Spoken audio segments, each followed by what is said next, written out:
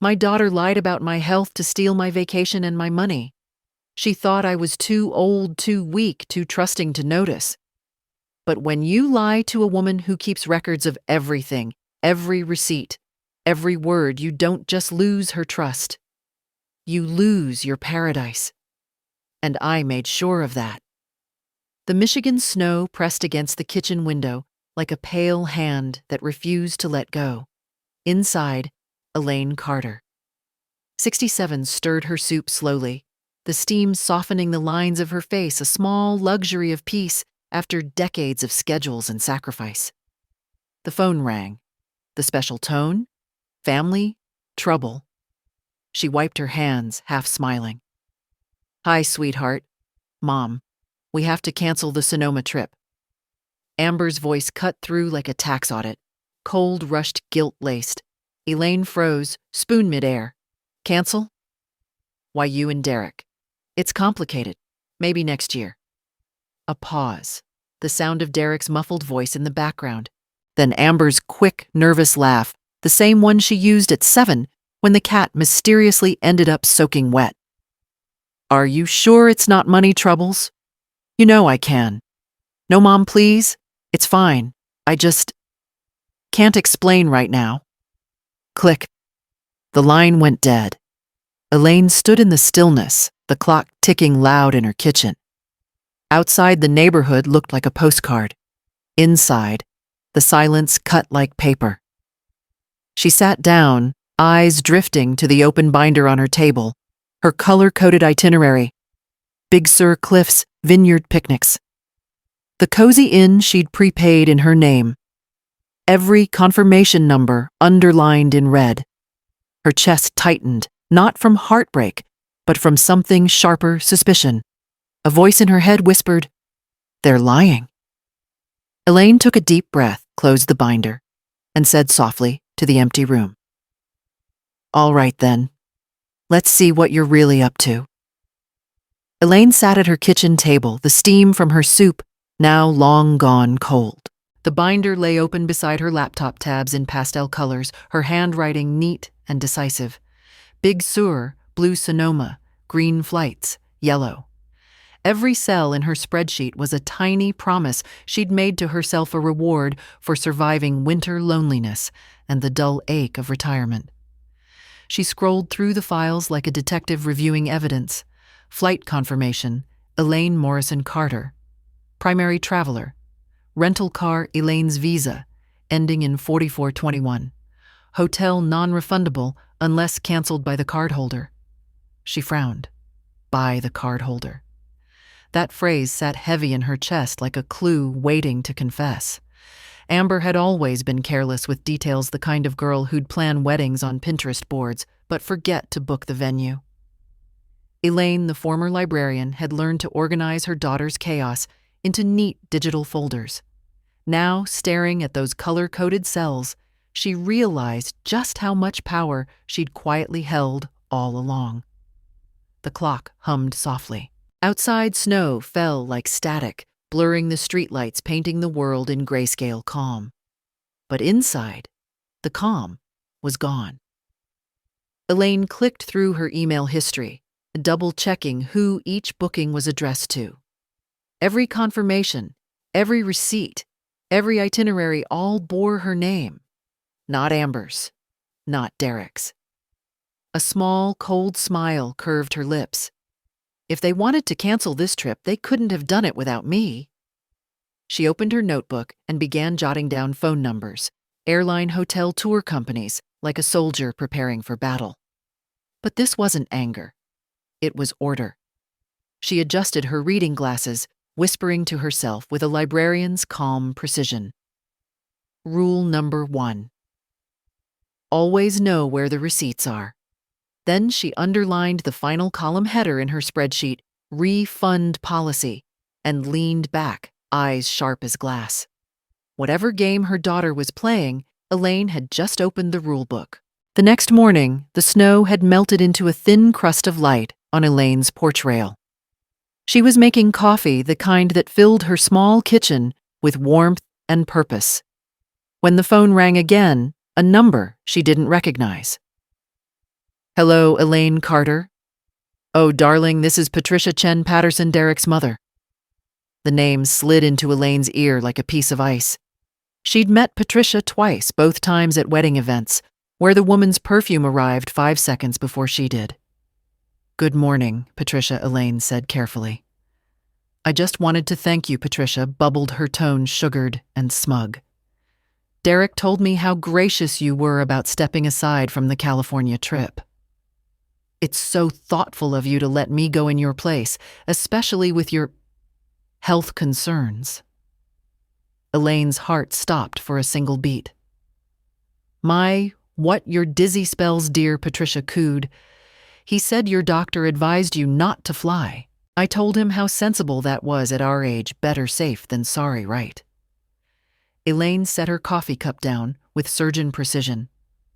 The silence stretched until Patricia, perhaps mistaking it for fragility, kept talking.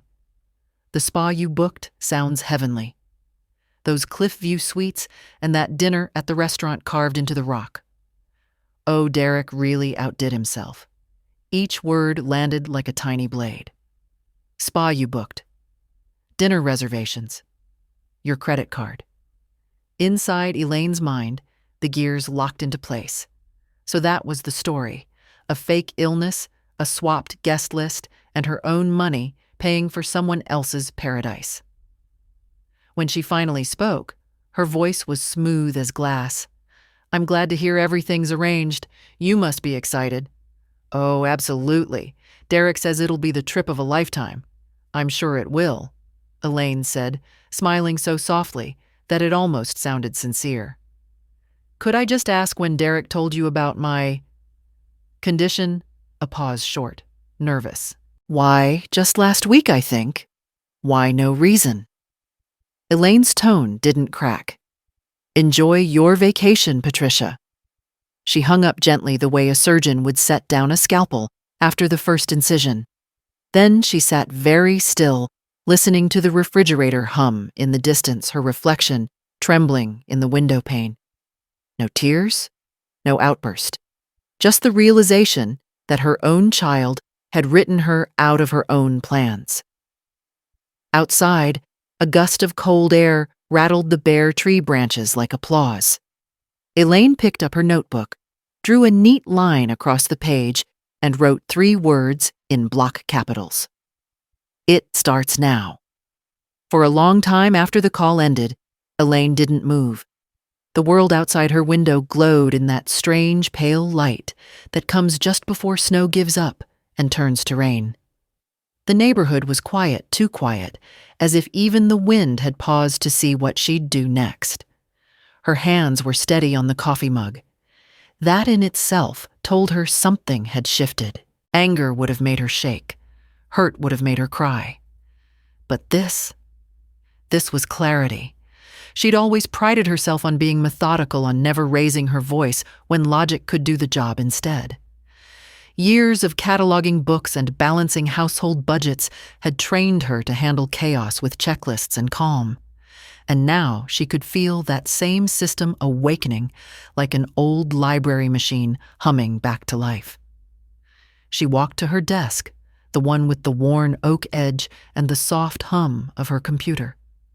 The monitor reflected her face, silver hair, neat expression, unreadable eyes like still water that hid sharp rocks beneath. Health issues, she murmured. Doctor's orders. She opened her drawer, pulled out the leather notebook she used for everything important, and flipped to a blank page. At the top, she wrote in neat cursive, Operation Reality Check. Below it, bullet points appeared as she spoke them aloud. Review all reservations. Identify card usage. Check refund policies. Document everything. Her handwriting was calm, measured, patient. But each pen stroke carried a pulse of electricity. On her desk, a small photo of Amber as a child caught her eye, missing front teeth, holding a library book almost as big as her head. Elaine studied it, feeling the ache of nostalgia twist into something cooler. You used to tell the truth so badly, she whispered. Now you lie too well. She took a breath long and deep and turned off the lamp beside her. The house dimmed to soft twilight. In that half-light, Elaine made a silent vow. No confrontation, no screaming, no drama, just justice. Quiet, clean, and legally airtight. She stood, stretched her back, and felt something almost unfamiliar spread through her. A sense of control. Not the brittle control of a mother holding a family together, but the calm of a woman reclaiming her story. Outside, a crow landed on the frozen fence, its black feathers glinting against the white snow. It looked at her head, tilted as if in approval. Elaine smiled faintly. "Don't worry," she said to it, voice low but certain. "I've got this filed under consequences." The next morning, Elaine woke before dawn. She sat at her kitchen table with her reading glasses, a mug of black coffee, and the calm of someone preparing for surgery. Outside, the world was still dark. Inside, she opened her laptop and whispered, "Let's begin." Her email inbox was an orchestra of confirmations, hotels, dinners, vineyard tours, spa packages, all bearing her name, all paid for by her card. Every message was polite, colorful, and now deeply insulting. She clicked the first one. The Grand Cliffs Inn, Big Sur. Reservation E. Carter, Premier Suite, Ocean View. Non-refundable unless canceled by the cardholder. Perfect. Elaine pressed the phone to her ear, her tone soft as cream. "Good morning. This is Elaine Carter. I need to cancel my reservation." The young receptionist apologized, of course, sweetly, professionally, until she confirmed the name on the booking. "Yes, Mrs. Carter, we can process that for you immediately. Partial refund to your original card." "Thank you," Elaine said. "And please ensure no one else uses the booking under my account." "Of course, ma'am." Click. One down. She moved on, her rhythm measured. The car rental, the spa, the cliffside restaurant where Patricia had planned to sip wine and brag. Each call ended the same warm tone, polite words, and quiet devastation left behind. By 9:00 a.m., her credit card notifications were lighting up her phone, each chime a small victory. Refund received. Refund received. Refund received. Elaine reached the vineyard tour confirmation and paused. The email subject line read, "Your dream tasting experience awaits." She smiled thinly. Not anymore. The man who answered was cheerful, a little too cheerful.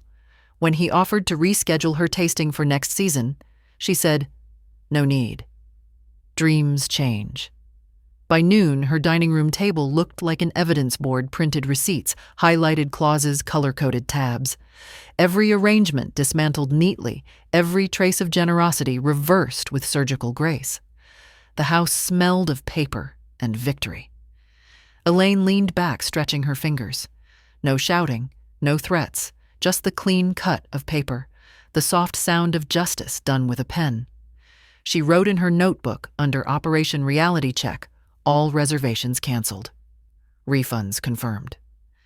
Then, almost as an afterthought, she added, "Step 2, financial relocation." Her eyes glinted with something sharp and satisfied. On the counter, the coffee pot clicked as it cooled, the sound of something finished, final, and perfectly executed. By the time the sun climbed over the Michigan rooftops, Elaine's house looked like a war room disguised as a reading nook. Her laptop hummed, the printer spat receipts like surrender notes, and a pot of tea cooled beside her notebook, titled Operation Reality Check. Outside the street was quiet, lined with neighbors who still believed retirement meant crossword puzzles and knitting. Inside, Elaine was orchestrating an elegant dismantling of deceit. The next call on her list, Pacific Drive Rentals. A chipper man answered. "Good morning. How can I help you today?" "Yes, this is Elaine Carter. I need to cancel my reservation for the black convertible next week." "Of course, ma'am. Can I ask the reason?" "My health," she said smoothly, her lips curving just slightly. "Doctor's orders." The irony made her chuckle quietly, neatly. Within minutes, the refund hit her account. She checked it off the list and called the next number. Restaurant after restaurant. Spa after spa.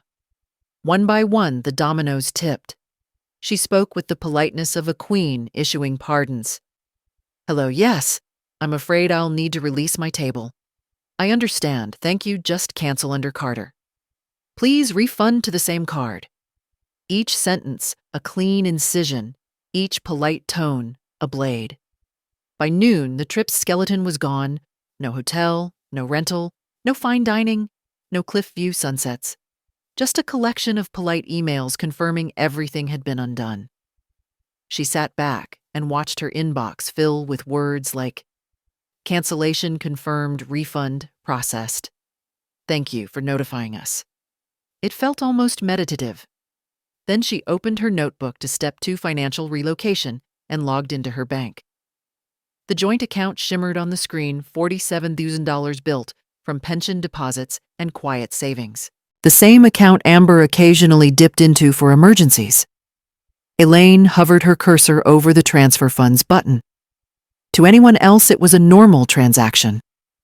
But to Elaine, it was the closing of a chapter, a mother's love being balanced against the cost of betrayal. She clicked, Transfer All, moved the funds into a new account under her name alone, and smiled as the confirmation popped up. Then a simple call to the bank. Yes, I'd like to close the old account. Effective immediately. When the clerk asked why, she replied, because it served its purpose. The hum of the line filled the silence as the action completed soft, final, satisfying. Across the country, in a bright California kitchen, Amber was probably packing sunscreen and floral dresses, laughing with Patricia over travel plans that no longer existed. Elaine pictured them, confident, careless, unaware that paradise had already been deleted. She poured herself another cup of tea and whispered to the empty air. Let the storm come. The forecast looks fair from here. Outside, snow began to fall again, gentle, precise, unhurried, like her revenge. The snow had stopped by the time Elaine closed her last tab. Her dining table, usually a haven for crossword puzzles, and tea trays, was now buried under paper-printed receipts, transaction confirmations, color-coded sticky notes. A battlefield of politeness and precision. She rubbed her eyes and leaned back in the chair, letting the silence breathe around her. The hum of the fridge, the creak of wood as the house settled, the faint metallic ring of her teacup against the saucer. Then she reached for her notebook again. The next page crisp and blank. She wrote at the top in perfect handwriting, Step 3, secure the boundaries. Her hands didn't tremble when she picked up the phone and called the bank. Yes, I'd like to close an account, she said gently. Joint ownership. Carter and Morrison. The representative on the other end asked all the routine questions. Verification ID security phrases. Mother's maiden name, Whitmore Elaine, replied. Would you like to transfer the remaining balance before closing? It's already been handled. Her tone was polite, detached, professional. The kind of voice that brokers use when discussing mergers or doctors when delivering bad news they've already accepted. As she listened to the mechanical confirmation tone, she thought of that day 28 years ago when she'd opened the account in the first place. Amber had been 4. Her curls tied with mismatched ribbons, her face sticky with peanut butter. Elaine remembered walking into the bank, holding that tiny hand, saying proudly, "We'll start saving for her future." Now, all these years later, that same hand had become the one reaching freely into her purse, into her patience, into her heart. The line clicked. Your account is officially closed, Mrs. Carter. Is there anything else we can assist you with? No, Elaine said. That will be all. The call ended with a soft digital chime, and something inside her, some thin, frayed string that had held her to an old identity, snapped so quietly she barely noticed. She sat in the hush that followed, tracing her finger down the notebook page. Beneath the heading, she wrote, Account closed. Funds secured. Emotional assets under review. Then she added one more line in smaller print, as if whispering to herself, Sometimes motherhood is a ledger. You give, you lose, you balance. Her eyes wandered to the living room wall, to the framed photos lined neatly across it. Amber at her high school graduation. Amber with her first car. Amber and Derek at Christmas dinner. The perfect couple. In every photo, Elaine was there too, somewhere in the background, smiling, steady, supportive. The invisible architecture holding their lives together. She stood up and walked closer, studying each frame. There was pride there, yes, but also exhaustion. Years of biting her tongue, of smoothing edges that weren't hers to fix. Always be the bigger person her mother had told her once. That's what good women do. Elaine reached up and straightened one of the frames. Maybe it's time, she murmured, to stop being so damn good. The thought didn't sting. It soothed. She returned to her chair, poured herself another cup of tea, and opened her laptop one more time. The banking app refreshed with a tidy green check mark. Transfer complete.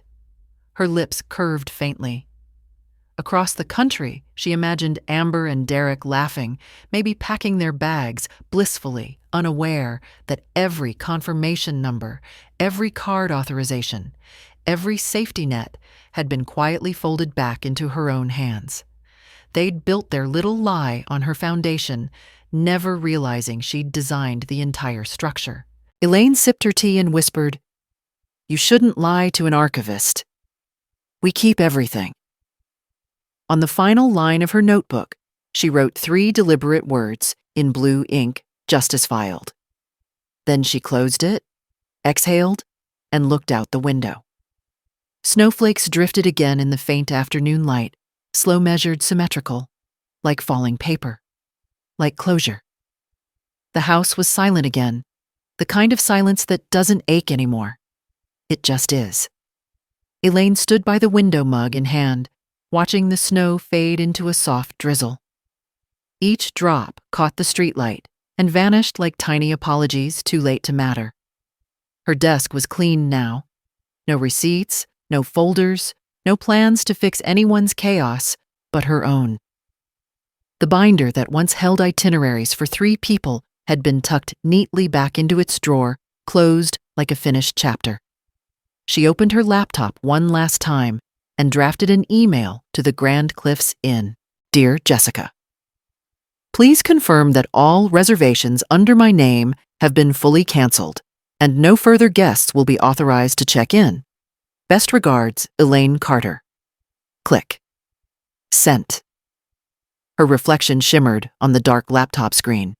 Silver hair, calm eyes, a face both softer and stronger than the day before.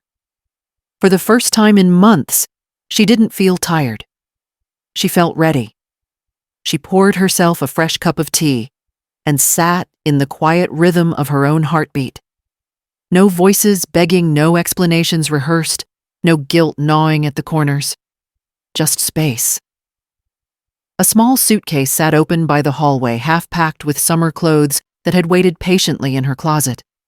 She smoothed a linen dress, folded it carefully, and smiled. Maybe it's time for my own trip, she murmured. The idea felt weightless, like boarding a flight with no destination but freedom. She turned off the lights and let the dim glow of snowlight fill the room. Outside, the world whispered in shades of silver and white. Inside, Elaine felt the quiet hum of something reborn. Her phone buzzed once, an unread message from Amber. She didn't open it. Not yet.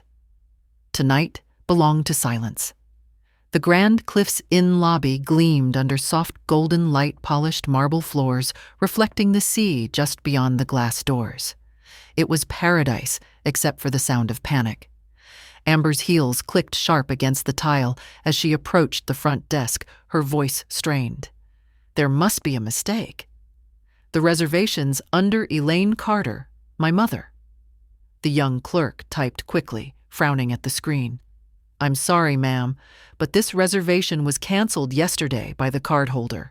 The refund has already been processed. Derek leaned over the counter. That's impossible. We confirmed it 2 days ago. Yes, sir, but it appears Mrs. Carter personally requested the cancellation. Patricia blinked lips, parting in disbelief. What guests nearby turned to glance. The golden lobby air thickened with embarrassment. Amber felt her stomach twist. Her perfectly rehearsed story. Mom's too dizzy to travel sounded like a bad punchline now. Her phone buzzed. She didn't need to look. She knew it was her mother, or worse, her conscience. Meanwhile, 2,000 miles away in Michigan, Elaine sat in her kitchen, spooning honey into her tea. Her radio played softly. Something slow from the 60s. She glanced at her phone, saw Amber calling, and smiled faintly. Then she turned it face down on the table. Back in the lobby, Amber's voice cracked. "We can pay again, just rebook it, please." "I'm sorry, ma'am," said the clerk. "We're fully booked." Peak season. Patricia fanned herself with a brochure. "I knew we should have stayed in Carmel." Derek muttered. "Your mother's unbelievable." Amber felt her pulse hammer. "She's not sick," she whispered, almost to herself. "She's angry." The clerk offered a polite, pitying smile. "Would you like me to recommend a motel nearby?" Amber didn't answer. She just stared at the floor, her reflection warping in the polished stone like a cracked mirror. Somewhere in Michigan, Elaine took a slow sip of her tea and whispered, "Lesson 1, always confirm who's holding the keys." Amber sat on the edge of a velvet armchair in the corner of the hotel lobby, her phone pressed against her ear like a lifeline. Behind her, Derek argued with Patricia in low, furious whispers. The polished floor reflected their panic back at them in perfect symmetry. Mom Amber said when the line finally clicked, forcing her voice into a practiced sweetness. "Something's wrong with the hotel system. They said everything was canceled." On the other end, Elaine stirred her tea, unhurried. "Oh, that's terrible, sweetheart. Did you try checking in under your own name? They said it was canceled by you." "Well," Elaine replied, tone calm as snowfall. "I was told the trip was off." "You said you couldn't make it." "Remember," Amber exhaled sharply.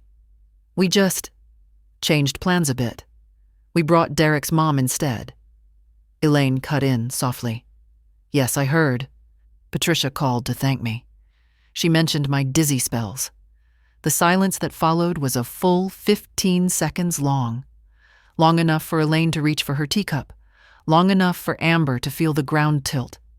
"Mom, please," Amber said finally, the tremor slipping into her voice. "We're standing in a lobby full of people. It's humiliating. We need help to book another place." Elaine's spoon clinked gently against the cup.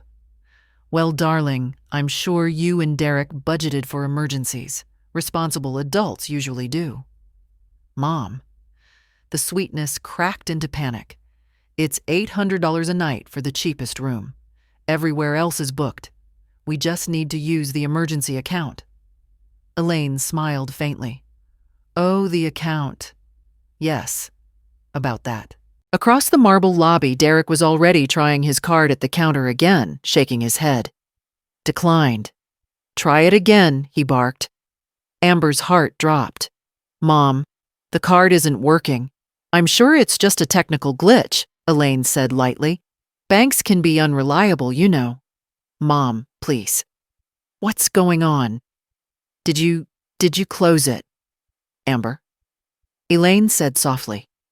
"Do you remember what you told me last week? That you couldn't make the trip work right now?" "I just assumed that meant none of us could." From the other end of the lobby, Patricia's voice rose shrill and panicked. "Derek. This is absurd. We can't just stand here." Amber felt the heat rush to her face. "We're stranded, Mom. This isn't funny."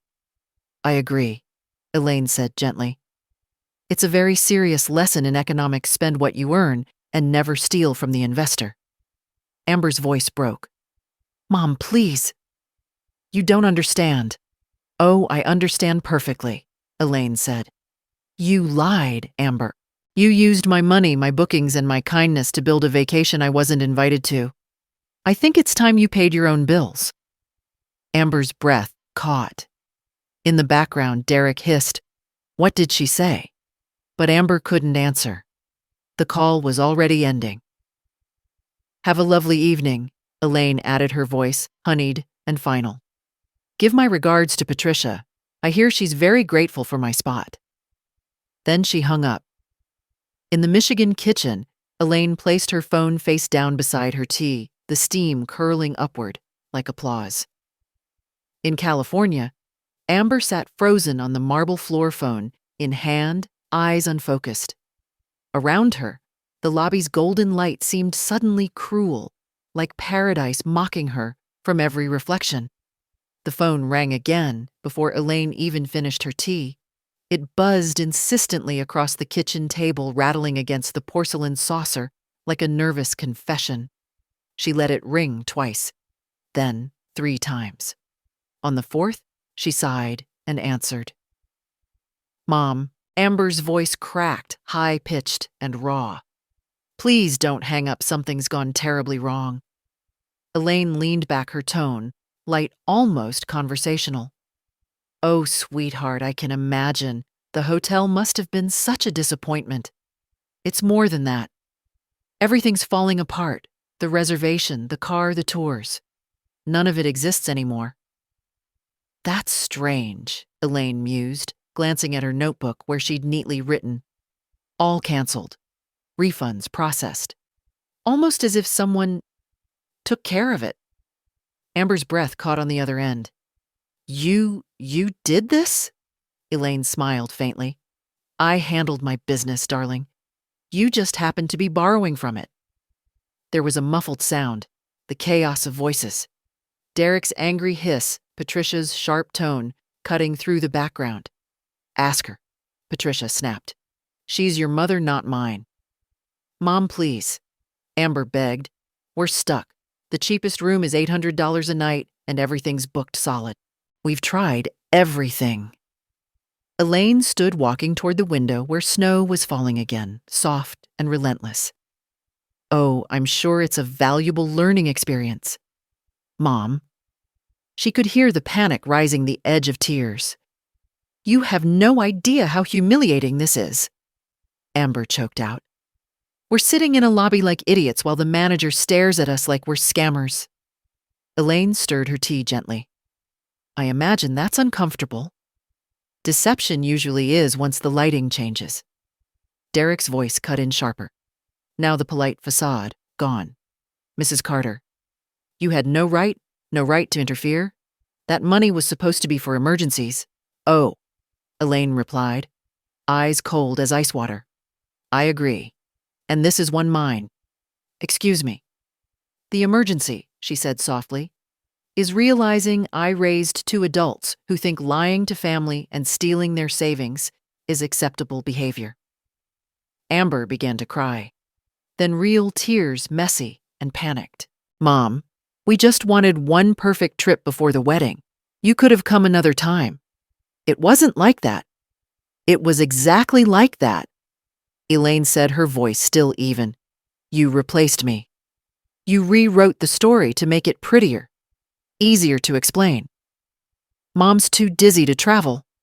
Remember, I didn't mean—" "Yes, you did," Elaine interrupted, not unkindly. "And that's what hurts the most.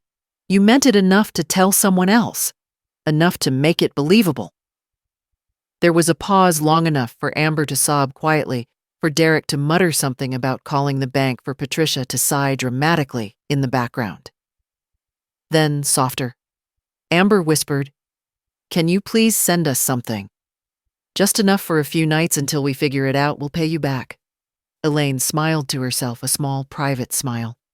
She picked up a towel and began drying the dishes, her tone calm, almost tender. "Amber, you already owe me more than you can repay. But let's be clear, it's not money I want." "Then what do you want?" "I want honesty," Elaine said. "And respect. 2 things you can't charge to my account." The silence stretched again, broken only by Amber's shallow breathing. "Mom, please," she whispered. "We're standing in a lobby with luggage, no hotel, no money. People are staring at us. Maybe they're wondering, Elaine said softly, how a woman your age could forget that actions have consequences. Are you enjoying this? Elaine's voice grew quieter, almost sad. No, darling, but I am learning from it. You see, I've spent most of my life rescuing people who never thought to rescue me. That stops now. Amber's crying turned into a broken rhythm. You're punishing me. No, Elaine said, folding the towel with steady hands. I'm teaching you. The tuition is steep, but the lesson lasts. Derek grabbed the phone, then his voice clipped, full of controlled fury. Mrs. Carter, this is ridiculous. You're leaving your daughter stranded. Elaine smiled faintly. Mr. Patterson, my daughter isn't stranded.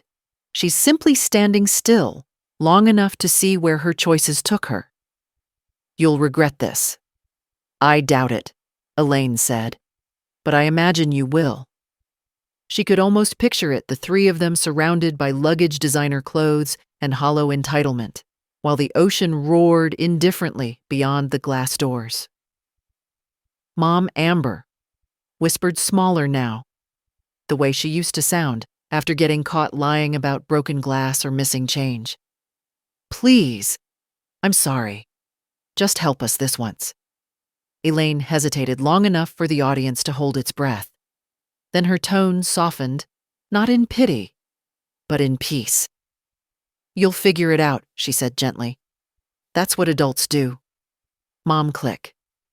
The call ended. Elaine placed the phone on the counter and exhaled her reflection steady in the window's dark glass. Snowflakes drifted beyond it like falling pages.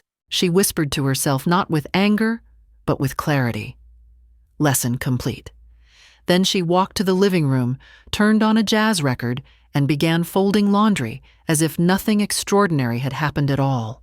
The next morning, the sun came through her kitchen window like forgiveness, soft, warm, undeserved, yet freely given. Elaine stood barefoot on the cold tile floor, sipping her tea, the faint jazz from last night still humming in the air. Her phone sat silent. No new calls, no apologies, no guilt. She'd expected to feel empty, maybe even cruel. But instead, she felt weightless.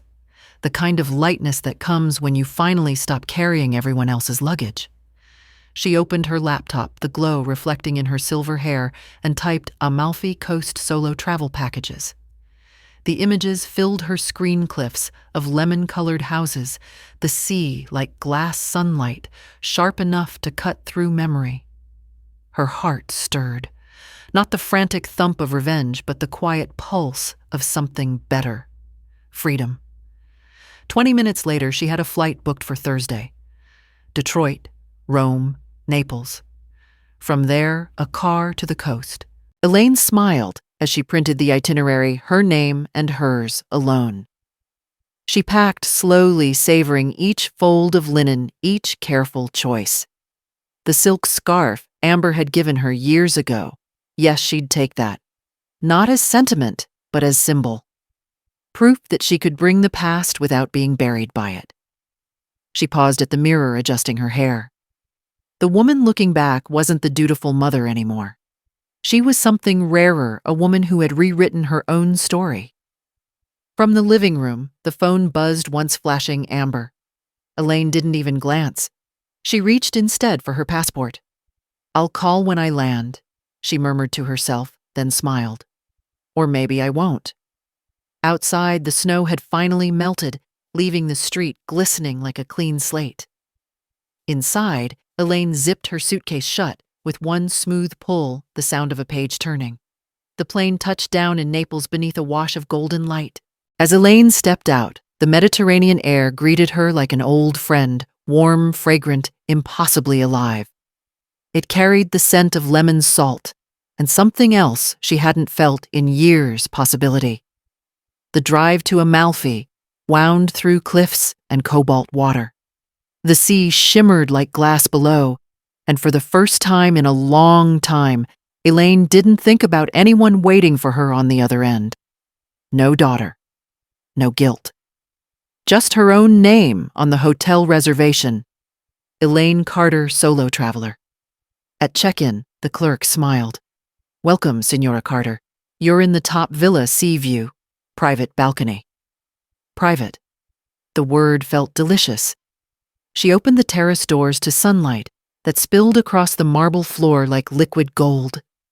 The view made her laugh not out of giddiness, but out of disbelief that such beauty existed without anyone needing her to share it.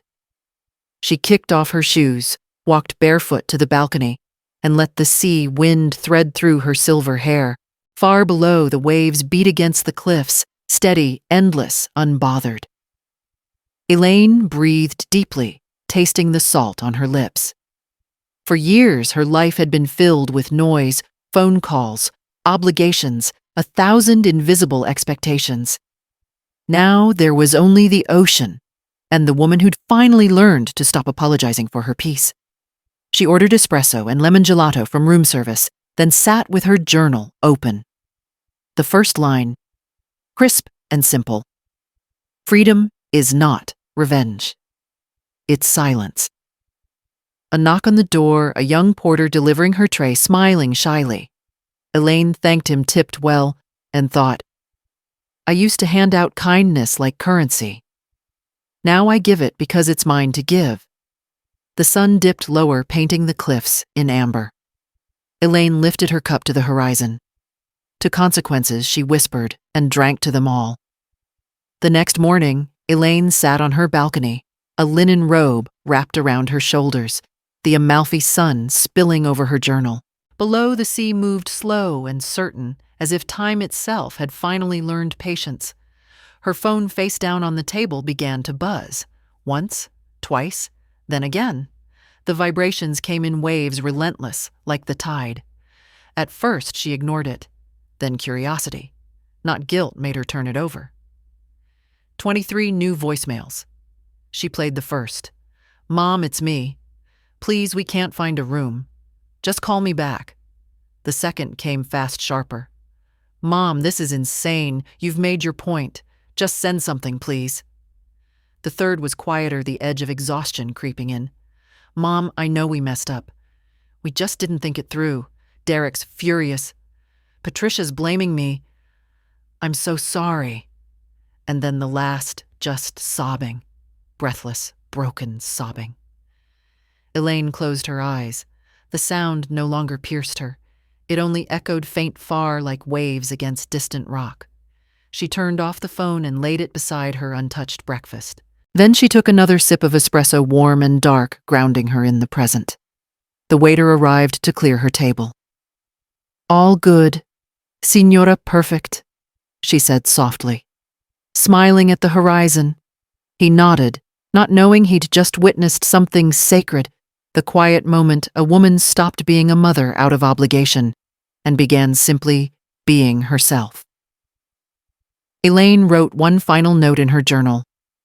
Let the tide take what it wants. I've already learned to float. She closed the book, stood and watched the sea, until her reflection vanished into sunlight. The video began like a travel vlog gone wrong. Someone's phone camera caught the scene outside the Grand Cliffs Inn, a woman in a coral dress shouting in the California sun, her fiancé beside her jaw-tight sunglasses, hiding shame. Behind them, the Pacific shimmered in indifferent perfection. You told me your mother paid for it. Patricia's voice cut through the wind, shrill and trembling. She did, Amber snapped. She was supposed to. She canceled everything, Amber. Everything I didn't know. Oh, don't start crying now. The phone camera zoomed in as Derek turned away, his voice a low growl. You lied, Amber. You told me she offered the money. You said she wanted us to go. People nearby pretended not to watch. Others didn't bother pretending at all. Let's just leave, Derek muttered, pulling at his suitcase handle. This is ridiculous. But Amber stayed, frozen tears streaking her sunburned face, mascara smudging into a messy map of regret. The video ended there. It took less than 6 hours for it to hit social media. The caption read, When Karma Books Your Hotel. By morning, it had 2 million views. The comments were merciless. Rule number 1. Never lie to the woman holding the credit card. Some lessons are non-refundable. Imagine scamming your mom and getting ratioed by the internet. And somewhere between those jokes and hashtags, the story stopped being a family embarrassment and became a morality play. In Amalfi, the Mediterranean wind carried laughter from the nearby cafe. Elaine sat by the sea, her tablet open to the trending video. She didn't flinch, didn't gloat. She simply sipped her espresso and watched the chaos unfold in crisp HD, her daughter's lies unraveling in front of millions of strangers. The waiter passed by. Bad news. Elaine looked up, smiling faintly. Not for me. She closed the browser and set the tablet aside, gazing out at the endless horizon. The waves rolled slow and steady, each one erasing footprints, no matter how frantic the running. There was something poetic in that. She took out her journal, its pages now filled with reflections that smelled faintly of salt and ink. She wrote, "Reputation is a tide. If you pollute it, it will still return, just not for you." Then, closing the journal, she leaned back and let the sun warm her face. Across the ocean, reporters were reaching out to Elaine Carter for comment. One email read, "We're running a piece on family financial betrayal. Would you like to share your story?" Elaine deleted it without reading further. She didn't need to explain. The world already understood. Amber tried calling again that evening. 12 missed calls. Then a desperate message, "Mom, please call me. Everyone's talking about us. I didn't mean for any of this to happen. I'm ruined." Elaine read it twice, then set the phone down beside her wine glass.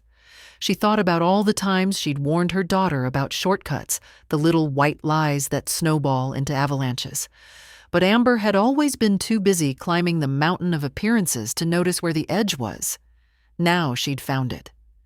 Still, Elaine felt no triumph, no vindictive joy, only inevitability. She whispered into the sea breeze, "Sweetheart, the math was simple. You withdrew too much trust and deposited nothing back." The words drifted away, carried into the sound of the waves, endless impartial cleansing. Later that night, as the coastal lights flickered below her balcony, Elaine opened the small bottle of limoncello the hotel had left as a gift. She poured a single glass and raised it to the dark horizon. "To Karma," she said softly. "It's never late, just efficient." She took a slow sip, letting the sweetness linger. Then she picked up her pen and wrote one last note before bed. Forgiveness is optional. Peace is not. She closed the journal, turned off the lamp, and lay back in the soft hotel bed. The distant waves hummed like applause, steady, rhythmic, eternal. And for the first time in decades, Elaine slept without dreams. When Elaine's taxi pulled into her Michigan driveway, the air felt different. Cleaner, sharper, like the first breath after a long swim underwater. The snow had melted, leaving puddles that glittered under a pale spring sun. Mrs. Henderson, her neighbor, waved from across the street, pruning roses. "You look radiant. Elaine, Italy suits you." Elaine laughed softly. "It does. I might make it a habit." Inside, her house was just as she'd left it, neat, quiet, and entirely hers. She set her suitcase down and let the silence wrap around her like a familiar coat. The answering machine blinked red on the counter. 27 new messages. For a long moment, she simply looked at it. The little red light blinked and blinked, urgent, guilty, alive. She poured herself tea, listening to the kettle's calm hiss drown out the machine's silent demand. Finally, she pressed play. Amber's voice filled the room, fragmented between sobs and explanations. "Mom, please. I don't know what to do." Then I saw the comments online. "Everyone hates me. I just need to talk. And finally, I know I deserve this. I'm sorry. Please, just call." Elaine stood still, her hand resting on the countertop. No tears came, only a quiet understanding. Regret had finally arrived, not in words, but in tone. She reached over, pressed delete, and the red light disappeared. Then she opened her kitchen window, letting the cool air roll through. Somewhere in the distance, a bird began to sing. Elaine smiled faintly, whispering, "Spring comes after every storm." She poured her tea into her favorite cup, the one Amber had painted for her at age 6. The glaze chipped but still beautiful, and sat by the window, sunlight spilling across her hands. Outside, the neighborhood was ordinary again, but inside, something extraordinary had settled peace on her own terms. It was a gray Thursday evening when Elaine heard the knock. 3 hesitant taps, the kind that carried both apology and fear. Through the peephole, she saw Amber, hair pulled back, eyes swollen, holding a wilted bouquet of grocery store flowers. No Derek, no Patricia. Just her daughter, small, again swallowed by silence. Elaine opened the door but didn't step aside. "Hi, Mom," Amber said, voice trembling. "Can we talk?" The air smelled of rain and regret. For a moment, neither woman moved.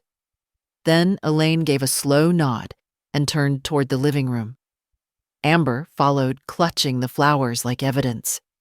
She sat on the edge of the sofa posture, uncertain gaze darting everywhere but her mother's face.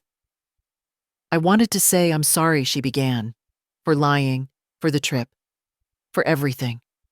Elaine said nothing. She simply poured 2 cups of tea, set one on the table, and waited. Amber's words stumbled out in fragments. "I thought I was helping Derek. He said it would just be easier. That you wouldn't mind. I didn't think you'd find out." A small, bitter smile touched Elaine's lips. That's always how lies begin, with people assuming truth is optional. Amber's eyes filled. "I've lost everything, Mom. Derek's angry. The wedding's off, my job's a mess. People online, they know. They laugh." Elaine took a sip of tea. "They're not laughing at you, Amber. They're learning from you." Amber let out a broken laugh, half cry, half disbelief. "Do you hate me?" "No," Elaine said quietly, "but I don't trust you. And that's worse." The room fell silent, filled only by the ticking of the wall clock, the sound of time moving forward, indifferent. Amber wiped her cheeks, nodded slowly. "I know. I'll earn it back. Somehow." Elaine studied her daughter's face, stripped of pride, stripped of performance, and for the first time saw a chance for truth to take root. "Good," she said softly. "That's a start." Outside, thunder rolled in the distance, gentle, distant like applause from the sky. The rain began to tap softly against the windows as Amber tried again. "Mom, we didn't mean to lie. We just exaggerated things a little to make it sound better." Elaine looked up from her teacup, one eyebrow lifting. "Exaggerated?" Amber nodded quickly, desperate for understanding. "Derek said saying you were dizzy made it easier to explain. Nobody got hurt." Elaine leaned forward, her voice calm, but edged like glass. "In my generation, Amber, we called that lying." Amber flinched. "I didn't mean you meant," Elaine interrupted softly, "to make me disappear without guilt. To take what I built and pretend it came from you. That's not exaggeration. That's erasure." The room held its breath. The sound of the rain grew louder, filling the silence between them. Amber's voice shrank to a whisper. "I didn't realize how much it would hurt you." Elaine sat back, her expression unreadable. "That's the problem, sweetheart. You didn't think it would. You never do." Amber looked down the chipped ceramic cup, trembling slightly in her hands. Elaine's tone softened, but only slightly. "Words matter, Amber. Lie and mistake aren't synonyms. One can be forgiven. The other has to be rebuilt slowly." Amber swallowed hard. "Then, Where do we start? Elaine stared into her tea, the faint reflection of her daughter rippling in the surface. With the truth, she said finally. And this time, don't decorate it. Outside, lightning flickered once across the horizon, brief, bright cleansing. Amber left without a hug. Only a quiet nod, a promise suspended in the air between them. The screen door creaked, once then clicked shut. Elaine stood by the window watching her daughter walk down the path, the same path she'd once toddled along in pink boots, clutching a stuffed rabbit. Now she walked slower, smaller, carrying nothing but consequence. The rain had stopped. The air smelled like wet earth and endings. Elaine returned to the sofa, the teacups still warm, the silence heavier, but somehow gentler. It wasn't peace yet, but it was close. Her eyes drifted to the framed photo on the mantel, her own mother, stern and kind, the woman who'd once said, "Some lessons must be learned in the quiet, not in the comfort." Elaine understood now. Her mother had been right. The silence wasn't punishment. It was inheritance, the kind passed down not through money or heirlooms, but through strength, the ability to stop fixing what others chose to break. She smiled faintly, whispering to the photo, "You'd be proud of me, Mom." I finally stopped rescuing. Outside, the sky began to clear, and sunlight filtered through the rain-streaked glass. Elaine exhaled slow and steady feeling. The weight lift, one generation's burden, finally set down by another's choice. And for the first time, the silence didn't ache. It sang. The next morning arrived pale and golden. Elaine sat at her kitchen table, a blank notebook open before her, no longer labeled Operation Reality Check. This one bore a new title written in calm cursive, The Ledger of Peace. She began to write, not lists of money or reservations, but boundaries. What I will give kindness if earned. What I will keep time, truth, dignity. Each line felt lighter than the last, like unpacking an overfilled suitcase she'd carried for decades. The kettle hissed softly. The world outside her window shimmered with early light wet sidewalks, glinting the maple tree, shaking off the last drops of rain. She sipped her tea, thought of Amber, and felt no anger. Just distance measured in lessons, not miles. Turning the page, she wrote one final note. I used to record what others owed me. Now I record what I owe myself. She smiled a small, private smile that didn't ask for witnesses. Then she closed the notebook, placed it beside the chipped mug her daughter had painted years ago, and whispered to the empty room, balanced. The sunlight caught on the rim of the cup, scattering tiny sparks across the table, like applause from the morning itself. The morning air was cool and tender, the kind that carries birdsong like a secret. Elaine stepped out onto her porch, the wood warm beneath her bare feet.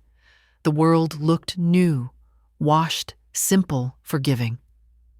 Mrs. Henderson waved from across the street.